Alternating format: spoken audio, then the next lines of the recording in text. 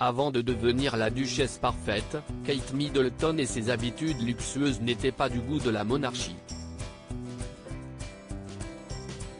En avril 2011, le prince William disait oui à sa chère et tendre rencontrée quelques années plus tôt lorsqu'il était à l'université de St Andrews. Un mariage royal digne de ce nom, qui a forcé Kate Middleton à accepter un statut de duchesse et surtout, de future reine consort, ce que Elizabeth II semblait quelque peu redouter, émettant des réserves à propos de la jeune femme. Et ce, à cause de ses goûts en matière de voyage, un peu trop luxueux pour la reine.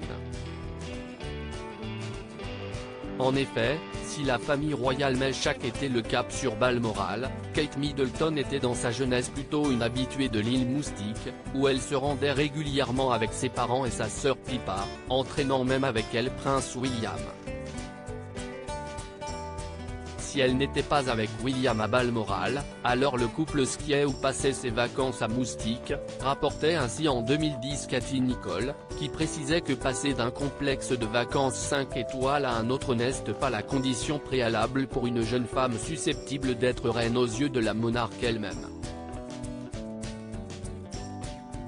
Une habitude qui lui a valu notamment dans la presse le surnom de reine de Moustique, décerné auparavant à la princesse Margaret, elle aussi grande habituée de l'île.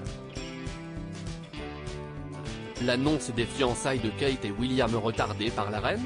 Mais si la princesse Margaret a toujours été libre de faire étal de sa richesse dans cet endroit paradisiaque, si est notamment parce qu'en 2010, quand les rumeurs d'un mariage entre Kate Middleton et le prince William circulaient, la Grande-Bretagne traversait une période de récession, durant laquelle il aurait été mal vu qu'une future reine se montre dans des endroits luxueux.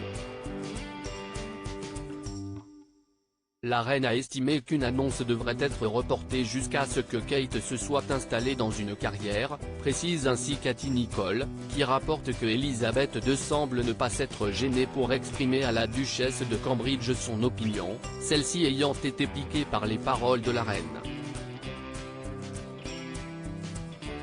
Si depuis leur mariage Kate Middleton et le prince William sont retournés à Moustique, notamment avec leurs enfants, ils se tournent toutefois désormais vers des vacances plus traditionnelles, en accord avec leurs futures fonctions.